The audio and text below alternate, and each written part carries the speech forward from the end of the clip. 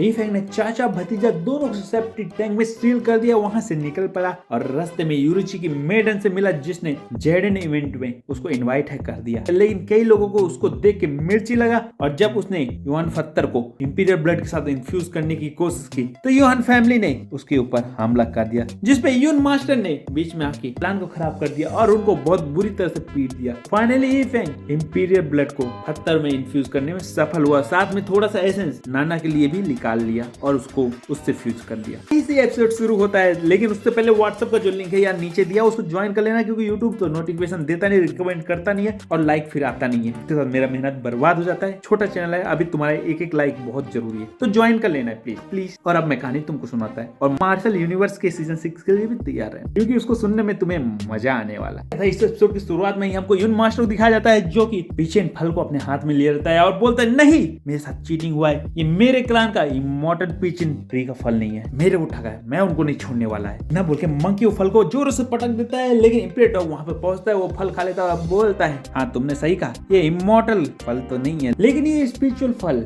Immortal पीचिन divine spiritual medicine से बना हुआ है जो कि यूरुची के स्पेशल डिवाइन झरने से सींचा गया और उसकी गुणवत्ता को ये एब्जॉर्ब कर चुका है। मास्टर बोलता है मेरे साथ धोखा हुआ है, मैं तो अब उनको नहीं छोड़ने वाला, इतना बोल के आगे बढ़ने लगता है। लेकिन ईफेंग बोलता है ब्रदर यून रुक जाना है, इतना बोल के वो फल के प्लांट को निकालता है और उसको यून को दिखाता है और बोलता है कि ये इमॉर्टल पिचिन फल के बराबर है और शायद आपके ये काम आ सकता है। तो देखिए यून मास्टर भी चौंक जाता है और बोलता है अरे ये तो इमॉर्टल डिवाइन मेडिकल है जो डिवाइन सिंकुआल क्लान का है, तुम इसको मुझको दे रहे हो, इतना कीमती, सोच लो ये मेरा मतलब ब्रदर ईफेंग। और अब क्या था, यून इतना बोल के सुनने लगता है, तभी वहाँ पे मेडन आ जाती है और बोलती है समय हो चुका है, इवेंट शुरू हो चुका है ईफेंग, चलो एक ही बात बैंक्वेट में करना है, इतना बोल के उनको वहाँ ले जाती है। यहाँ पे जिन का नया लुक दिखाया जाता है जिसको देख के मेरा दिल खो जाता, देखे इतना खो गया कि सब भी गलत बोल जा रहा है। साथ में क्वीन मदर ऑफ वेस्ट यूरुची लॉर्ड को भी वहाँ हमको दिखाया जाता है। जेनियन से बात करती रहती है, उससे पूछते रहती है कि एकेडमी रीओपन होने वाला है, क्या तुम ज्वाइन करने वाली हो। तभी जेनियन पलटती है और इनफैक्ट हमारी तरह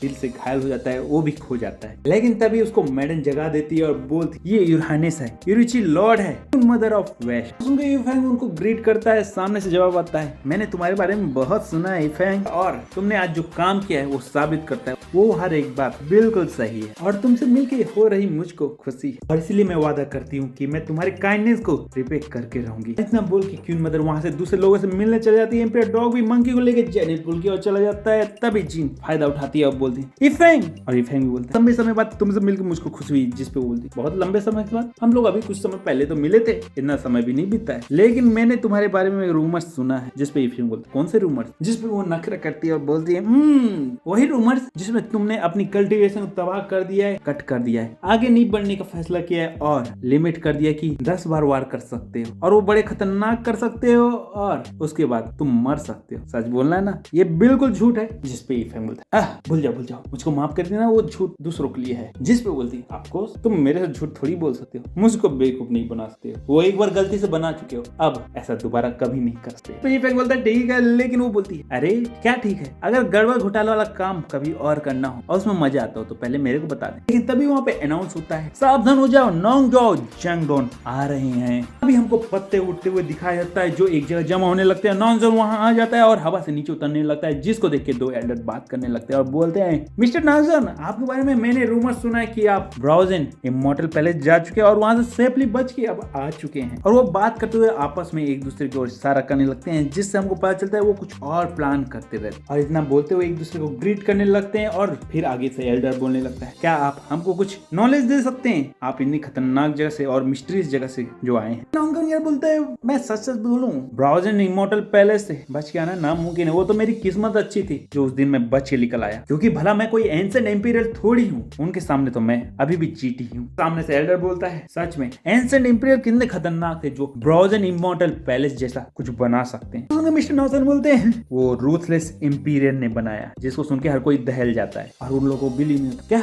रूथलेस इम्पियर जिंदा है? ये कैसे सकता है? जिस पे दूसरा एल्डर बोलता है ये कैसे हो सकता है? रूथलेस इम्पियर 2 लाख साल पहले जिंदा थी या नहीं था, उनको थोड़ी पता कि था या फिर है, मुझको नहीं पता। उसके स्पॉइलर सेक्शन में फ्री टाइम में कभी और बात करना। तो पहला एल्डर बोलता है मिस्टर नंगजल, जहाँ तक मेरे को याद है आपके अलावा कोई और भी ब्राउजन इमॉर्टल पहले से निकल चुका है और बच के बाहर आ चुका है और इस समय वो यहाँ खड़ा हुआ है। क्यों ब्रदर? इसमें नंगजल भी बोल रहा ब्रदर मदर की ऑफ ऑल थिंग, जो तुम्हारी बॉडी में उसका सोर्स भी ब्राउजन इमॉर्टल पहले से ही है ना, जहाँ तक मेरे को याद है। सब सुन के ई फैंग को समझ में आ जाता है कि यहाँ क्या चल रहा है और बोल हाँ। तो दूसरा एल्डर बोलता है अरे रे रे इतना कीमती चीज इस लड़के के हाथ में, मेरे को जलन हो रहा है, लेकिन क्या गारंटी है कि सच बोल रहा है कि इसको सिर्फ वही मिला है और कुछ ये तो कहीं नहीं छुपा रहा है। जिसमें बीच में पहला एल्डर बोलता है अरे मेरे को याद आया, डिवार्विंग हेवन डीमन आर्ट भी तो रूथलेस इंपीरियर का है, कहीं ई फैंग तुम्हें वो तो नहीं मिला है वहाँ जैसे कि हुंग वेंग फैंग को मिला था। तब सुन के ई फैंग मुस्कुराने लगता है, उसको समझ में आ गया है कि इन लोगों ने सीधा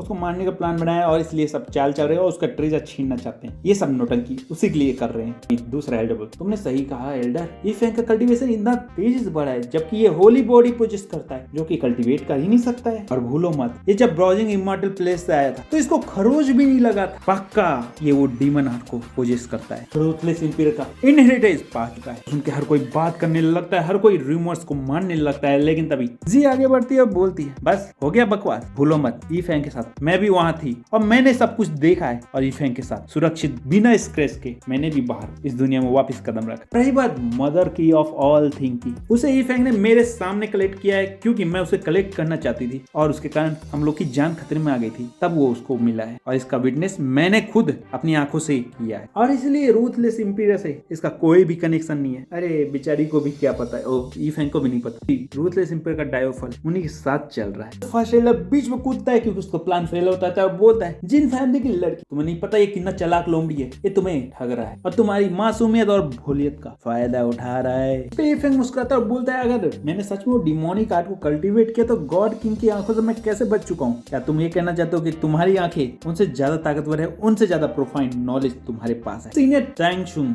और सीनियर जोंग तिंग चू, मैंने सही कहा है? जल्दी बोलिए, क्या आपने गॉड किंग की विजन पे सवाल उठाया है? सवाल सुन के उन लोग छक जाते हैं और बोलने लगते हैं चलो डिमोनिक आर्ट की बात नहीं करते हैं, लेकिन जहाँ तक मेरे को याद है कि गॉड किंग की हालत बहुत खराब थी और बहुत ज्यादा ही बुरी हालत, कोई भी डिवाइन फ्रूट उनको नहीं बचा सकता था। तो मेरे प्यारे दोस्त ई फैंग तुम बता सकते हो भला ऐसा कौन सा मेथड यूज किया कि वो बच गए और साथ में वापस से अपने पीक में पहुंच? सुन के सेकंड एल्डर बोल हाँ मेरे को याद है, मैं भी उस दिन होली सिटी में और गॉड किंग की हालत को देख के तो नहीं लग रहा था कि वो बच भी सकते हैं। तो पक्का इस झूठे लड़के ने मेरे को लगता है कि ड्रैगन इमॉर्टल मेडिसिन को गॉड किंग के ऊपर उपयोग किया है। इस पे ई फैंग बोलता है ऐसा कुछ नहीं हुआ था, मैंने कोई भी इमॉर्टल मेडिसिन को जो तुम बोल रहे हो उसको यूज नहीं किया था, बल्कि ड्रैगन पॉन को यूज किया था। तो सुन के सेकंड एल्डर भड़कता है और बोलता है तुम्हारी हिम्मत कैसे हुई मुझसे जवान लड़ाने की? अगर तुमको ड्रैगन इमॉर्टल मेडिसिन नहीं मिला था जो कि स्पेशली रूथलेस इंपीरियर के हेरिटेज में आता है तो तुम्हें ड्रैगन पॉन कहां से मिल गया था? मुझसे झूठ बोलते हो और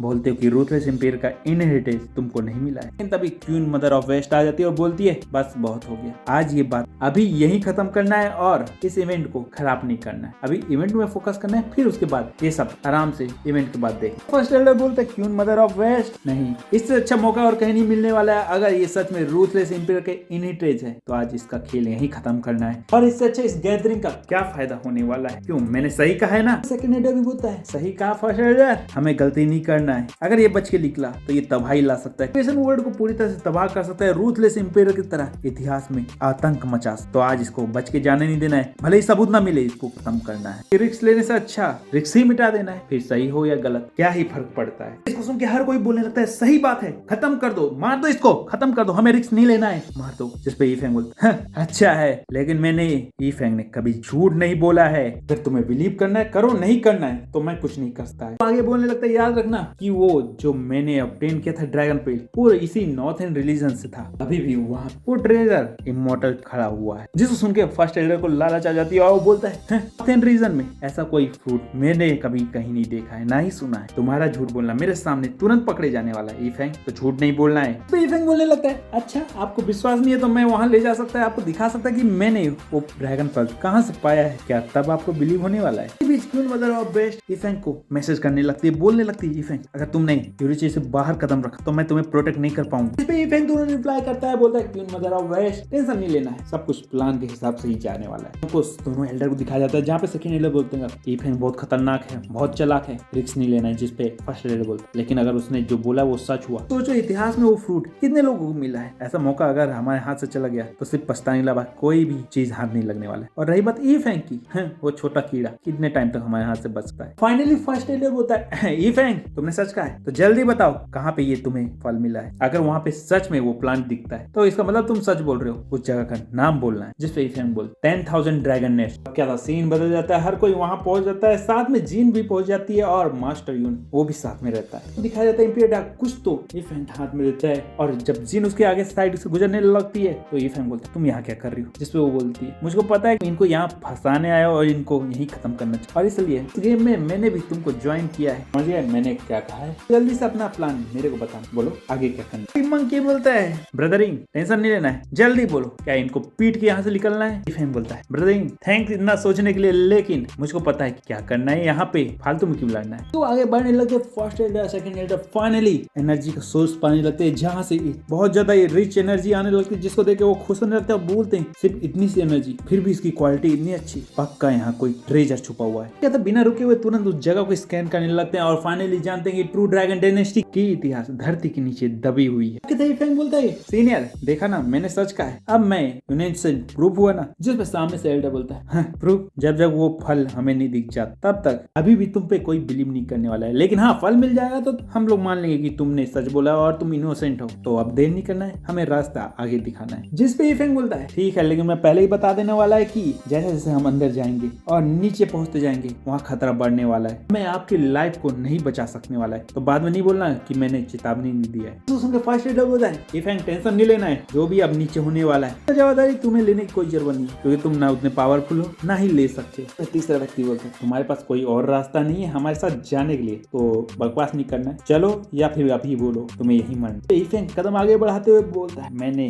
आपको बता दिया, लेकिन फिर भी एक बार बोल रहा है अब जो होने वाला है उसका जिम्मेदार सिर्फ आप और आप नहीं खुद ने होना है। फर्स्ट एल्डर हंसने लगता है, बोलता है जब मेयर 4th लेवल का कल्टीवेटर यहाँ नीचे सर्वाइव कर तो हम जैसे एक्सपर्ट को कौन सा खतरा होने वाला है। तो बकवास नहीं करना, चल बहाना नहीं मानना है, आगे कदम बोले ना बढ़ाना। जिसपे दूसरा एल्डर आके कान पे ई फैंग के बोलता है लेकिन याद रखना अगर तुमने हमसे झूठ बोला और हमको फंसाने के लिए कोई जाल चला है तो उसका फल अच्छा नहीं होने वाला है, तुम्हारा अंत आज यही होने वाला। जिसको सुन के ई फैंग आगे बढ़ने लगता है, उसके पीछे हर कोई चलने लगता और बहुत जल्दी केव के अंदर वो आगे बढ़ने लगते हैं। बहुत जल्दी सीन बदलता है, हमको केव के अंदर सीन दिखा जाता है जहाँ पे जीन बोलती है तुम्हें पता है ना तुम क्या कर रहे हो ई फैंग, अगर उनको वो इलेक्शन मिली तो फिर उन्होंने तुम्हें नहीं छोड़ना है। जिसपे ई फैंग मुस्कुराता बोलता है अरे टेंशन नहीं लेना है, उनकी लालच तो उनके चेहरे से मेरे को कब का दिखने लगा है और उसी का तो फायदा उठाएं और जितना लालच उनका बढ़ते जाएगा। नहीं उन्होंने खतरे को नजरअंदाज करना है और अंत में सिर्फ मौत को अपना लेना, टेंशन नहीं लेना है। चौंक जाती है और बोलती है तुम क्या प्लान कर रहे हो, जानते हो ना वो होली लॉर्ड्स हैं, उनके सामने हम लोग कुछ भी नहीं है। जिसपे ई फैंग बोलती टेंशन नहीं लेना है, वो तो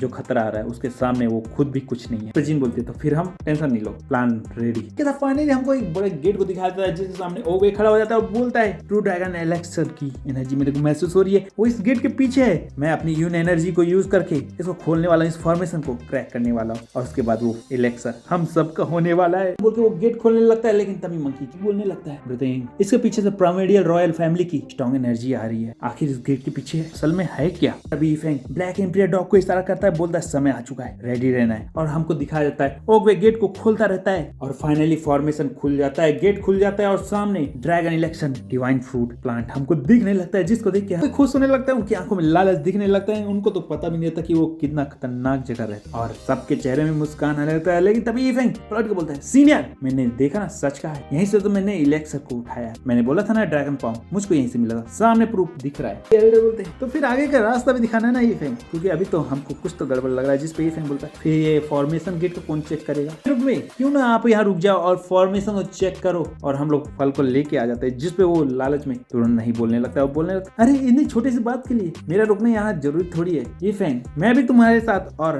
बाकी एल्डरों के साथ चलता हूँ। और रही बात गेट की, उसको मास्टर यून और जिंग ही संभाल लेंगे। फिर फर्स्ट एल्डर और सेकंड एल्डर बोलते तो फिर देरी किस बात, चलो आगे बढ़ते हैं। ये फैंग जिन और यून को इशारा करता है और तुरंत उनके हाथों में कुछ देता है और फाइनली हमको पता चलता है वो फॉर्मेशन फ्लैग होता है। क्या था अंदर जाते हुए फर्स्ट एल्डर बोलते ये इतना आसानी से ये सब कैसे हमको दिखा रहा है, कुछ तो गड़बड़ है और इतना ज्यादा एक्टिव भी है, हमें सावधान रहना है। जिसपे सेकंड एल्डर बोलते टेंशन मत लो, अगर कुछ गड़बड़ हो तो वो बच के यहाँ से निकलने वाला नहीं है। वो अपनी एनर्जी बैरियर से लॉक करता है। कोई ड्रैगन फ्रूट प्लांट के पास पहुंच जाता है और अपनी एनर्जी यूज करने लगता है स्वॉर्ड वगैरह और अपनी अदर ट्रेजर को यूज करके उसको हार्वेस्ट करने लगता है, पूरे प्लांट को उखाड़ने की कोशिश करने लगता है। एनर्जी रिलीज होने लगती है, जो भी स्टोन वहाँ पे जमा हुआ रहता है वो सब क्रैक होने लगता है। इस पे इफेंग बोलता है सावधान रहना, जो प्राइमेडियल कीचड़ कीड है वो सब आजाद होने वाले हैं। जैसे ये प्लांट निकलेगा उन्होंने अटैक कर देना, इसलिए मैं तुरंत उनको रोकने के लिए डिवाइन टेक्निक यूज करने वाला हूँ और इस जगह को सील करने की कोशिश करने वाला हूँ। जिसको सुन के एग्वे बोलता है रुक जाओ, तुम्हें ऐसा नहीं करना है, तुम बहुत चालाक हो और